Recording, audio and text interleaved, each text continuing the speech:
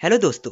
आज की वीडियो में हम सभी लोग पढ़ेंगे इकोनॉमिक का चैप्टर डेवलपमेंट एक ऐसा शब्द है जिसका अर्थ है विकास। हम इसको प्रोग्रेस या इम्प्रूवमेंट भी बोल सकते हैं, जो हमारे दैनिक जीवन को सुधार रही है। मान लीजिए आपका राहुल है जिसको 2 लीटर पानी पर डे मिल रहा है। अब इसको 2 लीटर पानी ना देकर इसको 5 लीटर पानी पर डे दिया जा रहा है, जिससे इसका इम्प्रूवमेंट हुआ और इसका दैनिक जीवन भी सुधर जाएगा। तो वही आपका डेवलपमेंट होता है। अब आगे बात करते हैं। आपकी टॉपिक है different people have different development goals. इसका मतलब यह है कि अलग अलग लोगों के अलग अलग गोल होते हैं। आपको एग्जाम्पल से समझाते हैं, जैसे कि लैंडलेस, रूरल, लेबरर। इसका मतलब है कि ऐसे मजदूर जिनके पास खुद की जमीन नहीं है, इनका गोल यह होगा कि उनको ज्यादा से ज्यादा काम मिले, साथ ही साथ उनको अच्छी वेजेस यानी कि अच्छे पैसे भी मिले। उनके प्रति कोई भी समाज में भेदभाव ना किया जाए, और ये लोग यह भी चाहेंगे कि उनके बच्चों को अच्छी खासी एजुकेशन मिले, जिससे वह लिटरेट यानी कि पढ़े लिखे हो पाए। तो इनका डेवलपमेंट गोल यही सब हो सकता है। एक एग्जाम्पल और लेते हैं। ऐसे किसान जो सिर्फ बारिशों के पानी से अपनी फसल को उगाते हैं, यानी कि बारिशों पर ही निर्भर रहते हैं, इनके डेवलपमेंट गोल्स क्या हो सकते हैं? उनको अगर कैनाल्स या ट्यूबवेल्स मिल जाए इरिगेशन के लिए, क्रॉप इंश्योरेंस मिल जाए इनको।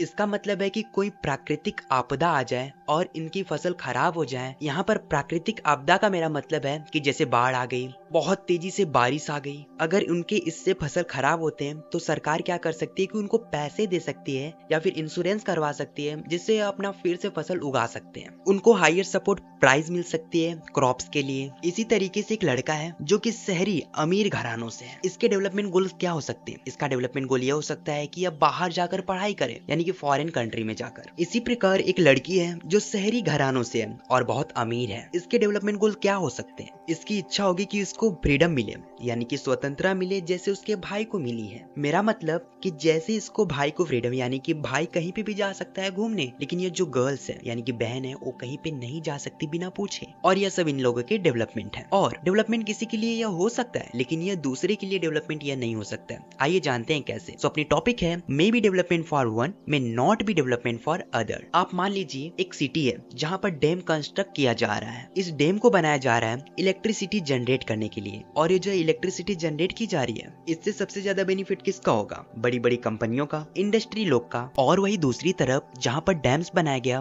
वहाँ पर आदिवासी लोग यानी कि ट्राइबल्स लोग रहते हैं। इनके लिए कोई भी बेनिफिट्स नहीं हुआ, ना ही उनका कोई डेवलपमेंट हुआ। इनका डेवलपमेंट क्यों नहीं हुआ? क्योंकि जो उनके घर थे, यानी कि जो उनके घर थे वो चले गए। साथ ही साथ वो जो डैम बनाया गया उनकी जमीन पर बनाया गया, यानी कि उनकी जमीन को लेकर डैम बनाया गया, जिससे उनके रहने का स्थान भी छिन गया। तो आपने देखा कैसे कि एक के लिए डेवलपमेंट है और दूसरे के लिए डेवलपमेंट नहीं है। और हाँ, अगर आपको यहाँ तक चैप्टर समझ आया तो वीडियोस को लाइक करके चैनल को सब्सक्राइब जरूर करिएगा। अपनी अगली टॉपिक है इनकम एंड अदर गोल्स। इसका मतलब है कि इनकम ही नहीं बल्कि और भी गोल्स होते हैं। एक एग्जांपल से समझते हैं। मान लीजिए एक मैन है जो कि इंडिया से ही है। इसको 2 जॉब के बारे में बताया गया, जॉब 1, जॉब 2। जैसे कि जॉब 1 में बताया गया कि इसमें आपकी हाई सैलरी होगी, आपकी जॉब सिक्योरिटी नहीं, यानी कि जब आपको निकाल दिया जाएगा। नो टाइम फॉर फैमिली, यानी कि आपके परिवार की, यानी आप अपने परिवार को टाइम नहीं दे पाएंगे। और जो लोकेशन है यानी कि स्थान है, या फॉरेन कंट्री यानी कि बाहर है, इंडिया से बाहर है।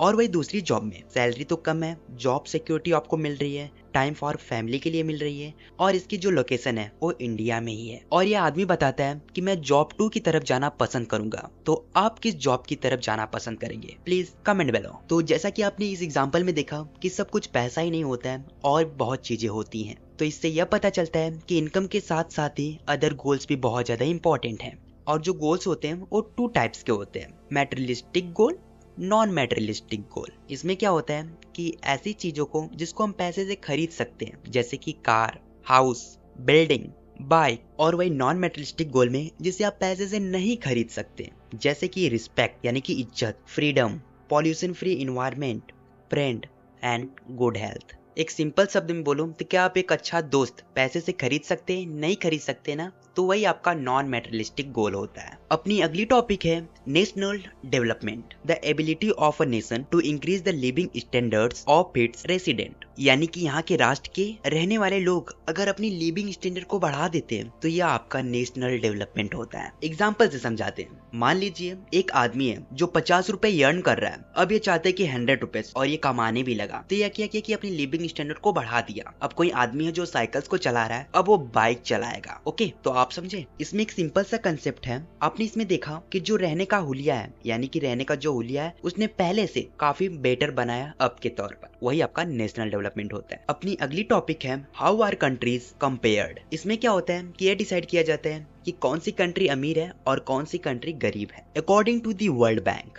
Countries compared on the basis of per capita income, यानी कि कंट्री को कंपेयर किया जाता है on the basis of per capita income, और बताया जाता है कि कौन सी कंट्री रिच है और कौन सी कंट्री पुअर है। और पर कैपिटा इनकम का दूसरा नाम एवरेज इनकम है। पर कैपिटा इनकम निकालने का एक फॉर्मूला होता है total income upon total population. एक एग्जाम्पल से समझते हैं। मान लेते हैं एक कंट्री में ऋतिक, राजू, मोहित, शरद चारों लोग हैं। ऋतिक की इनकम 20 रुपए है, राजू की 10 रुपए, मोहित की 40 रुपए, शरद की 10 रुपए।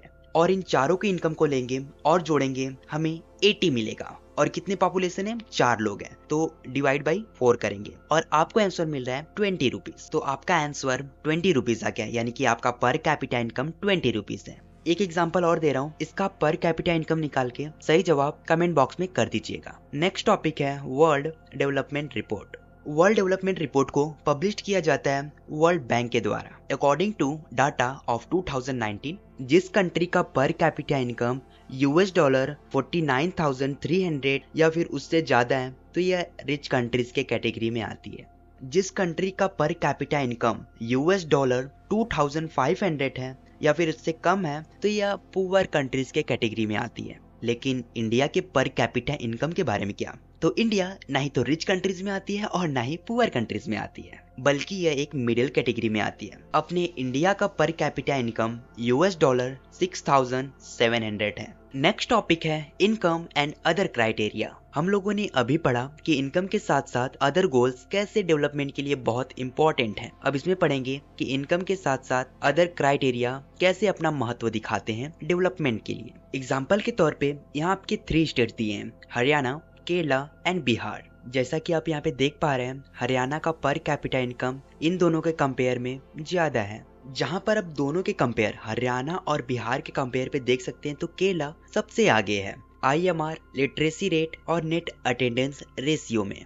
डाउट आ रहा होगा कि ये IMR लिटरेसी रेट होता क्या? घबराइए मत, आगे जानेंगे। जैसा कि आप यहाँ पे देख पा रहे हैं, जो केरला का पर कैपिटा इनकम है वो 2,04,105 है, हरियाणा से कम ही है, ठीक है। जहाँ पर IMR मात्र 1000 में से 7 ही है। लिटरेसी रेट 94% है, यानी कि 100 में से 94% लोग पढ़े लिखे हैं। और वहीं पे नेट अटेंडेंस रेशियो, यानी कि स्कूल जाने की संख्या, यानी कि यहाँ पर केरला में देखा जाए तो 100 लोगों में से 83 लोग स्कूल जाते हैं।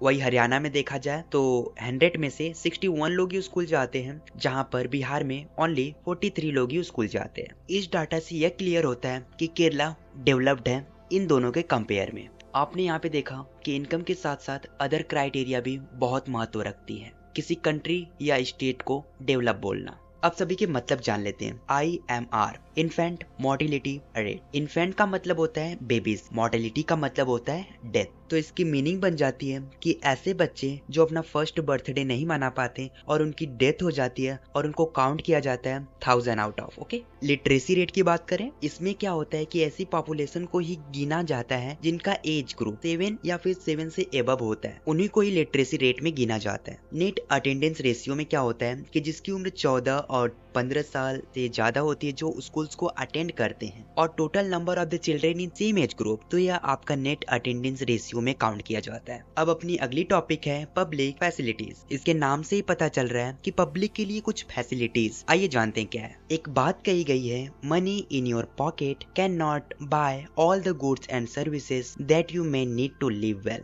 इसका मतलब है कि आपके जेब में जो पैसे हैं वो सब कुछ तो नहीं खरीद सकता ना, पॉल्यूशन फ्री इन्वायरमेंट नहीं खरीद सकते। मेरा मतलब कि आप शुद्ध वातावरण नहीं खरीद सकते पैसे से। बात करते हैं पब्लिक फैसिलिटीज की। पब्लिक फैसिलिटीज एक ऐसी बेसिक फैसिलिटीज है जैसे कि हेल्थ, एजुकेशन, सेफ इन्वायरमेंट, जो कि सब कुछ प्रोवाइडेड किया जाता है गवर्नमेंट के द्वारा।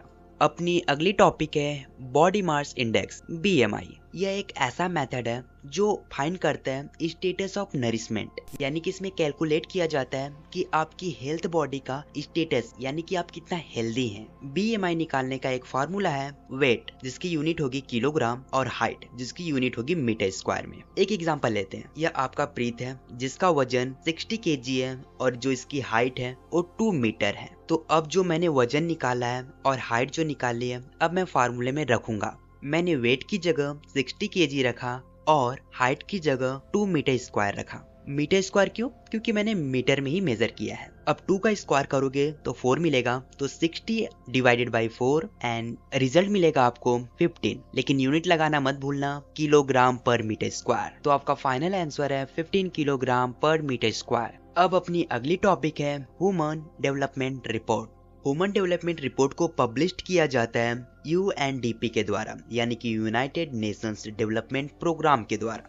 इसमें कंट्रीज को कंपेयर किया जाता है on the basis of per capita income, health and education. अपनी लास्ट टॉपिक है सस्टेनेबिलिटी ऑफ डेवलपमेंट, यानी कि यह भी एक तरीके का डेवलपमेंट ही है, लेकिन इसमें ऐसा डेवलपमेंट होता है जहां पर डेवलपमेंट होता है लेकिन नेचर से, यानी कि इन्वायरमेंट से कोई खिलवाड़ ना करे, कॉम्प्रोमाइज ना करे और आने वाले भविष्य के लिए बचा कर रखा जाए, तो वही आपका सस्टेनेबिलिटी ऑफ डेवलपमेंट होता है। जैसे कि crude oil, iron and silver. अगर हम इनको अभी तुरंत ही ज्यादा से ज्यादा उपयोग कर दें और खत्म कर दें, तो क्या यह भविष्य में आने वाले लोग क्या उपयोग कर पाएंगे? नहीं कर पाएंगे ना। तो यही है इसका main function sustainability of development का, कि मतलब इस तरीके से उपयोग करो कि आने वाले फ्यूचर्स भी इस चीज का मजे ले पाए, यानी कि उपयोग कर पाए। और आपका चैप्टर यहीं पे खत्म होता है।